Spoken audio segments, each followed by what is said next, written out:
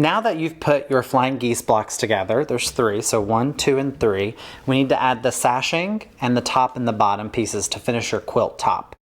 I've already went ahead and added 3 rows of sashing, so we're going to add our 4th one, and then I'm going to show you how to add the top and the bottom. And this is a fairly easy step.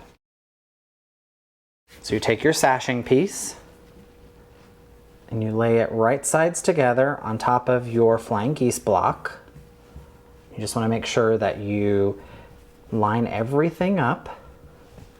And this is where I really like to pin. And there's so many different ways that you can pin. It's all subjective. You do whatever makes you feel the most comfortable. But I like to put a little pin at the one end and then at the other end to secure it as I pin along the top.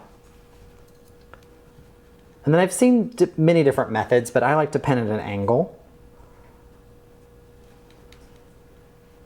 Oops, not quite lined up there. Sometimes when you're working with little pieces, it tends to move more on you. Okay, and then you just go every inch or so and pin in. And I'm not pinning into the flying geese block itself where the seams are at. I'm pinning in the background sections.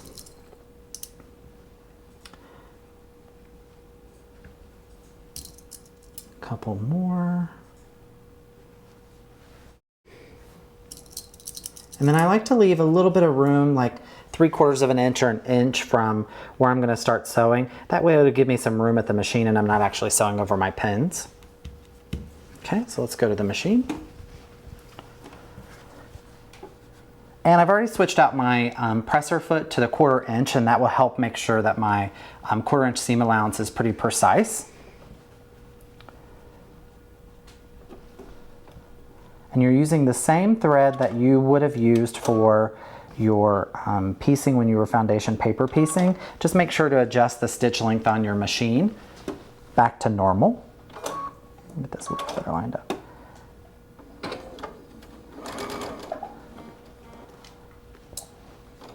Okay, we're just gonna follow that. We're moving the pins as we go.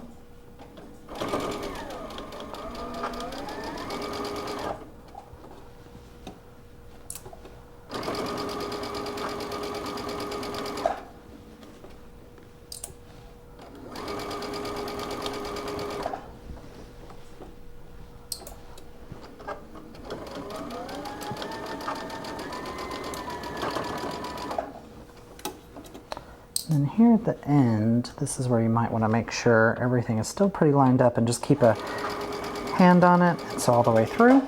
And you can back stitch if you want from start to stop. It's totally up to you. I normally don't if I'm adding other pieces to it because it usually gets caught in the seam allowance anyway. All right, then we just give this a little finger fold to make sure that we have all of our points here. So all of our points of our flying geese are still good on the sides. You'll see here there's a little bit of a 1/4 inch here, so you'll lose that 1/4 inch when you add your top and bottom piece. The same up here at the top, so I know I'm good there. Then take this to your iron and ironing board. And I turned the steam back on my iron. You just want to be careful that you don't stretch out the fabric, that you're actually just pressing and not ironing. Okay, so that looks pretty good. And then here's where I use my snips. I will go ahead and trim off this extra thread that's popped up in places. Some of it's just fray from the actual fabric. Okay, and now you're going to repeat that for the top and the bottom. So we have all of our sashing pieces here. So we'll add, and it doesn't really matter, you can do the top first, you can do the bottom first, it's totally your preference. Again, just want to make sure we're lined up for the most part. Looks like I'm off a little bit, but that's okay. You can trim that down when you finish up. Let's just make sure that the bottom is lined up. And we'll trim off the edge when we're done. Okay, so same thing, pinning. And you can pin in a couple of places since this is a bigger piece. And to hold it all together and keep it from shifting. And I'm just pinning in the background sections. I'm not pinning in the actual seams of the flying geese. And then just start pinning at an angle up here, keeping everything nice and lined up.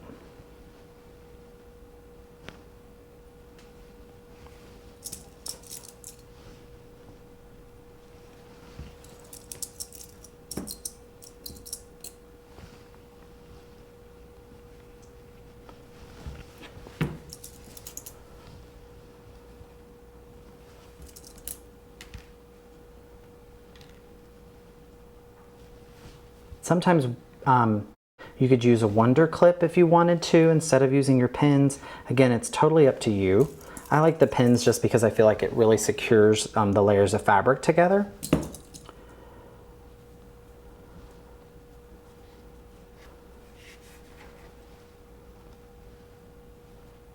Okay. Now we're going to take this to our machine, sew our seam.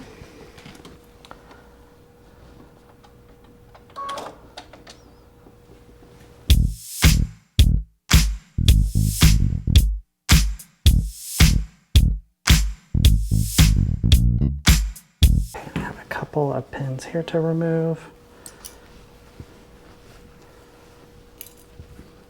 Give this a good finger press. All of our points are still really good with our flying geese. That looks great. Sometimes it doesn't want to. There we go. And you can see I'm a little off here, and it's probably from cutting, but you can trim this up when you go to put your quilt sandwich together, or you can trim it up at the very end. Take this to our ironing board.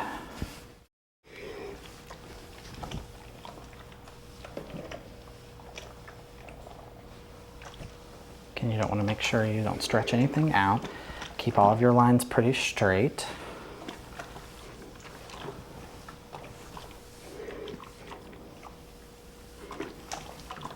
Okay. Now we're going to add the top piece. Trim a couple of little threads here away.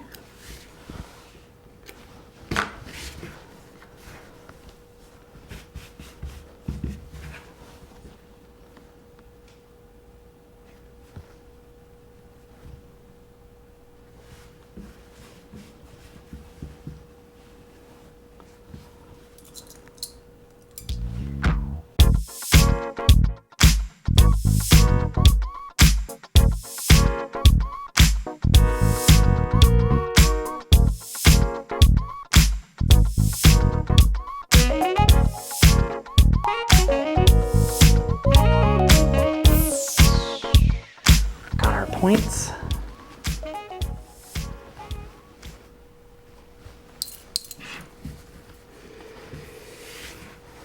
Oh man, we're good. We didn't cut any of our points off. All right, so let's take this to our iron and press this back.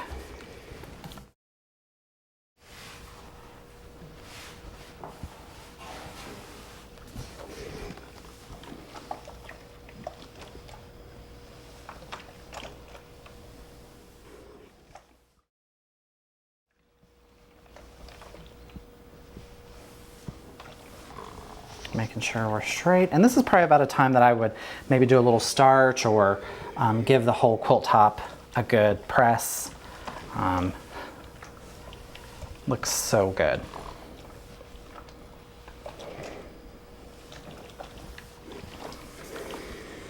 All right, and there we have it. There's our quilt top for our tone on tone project.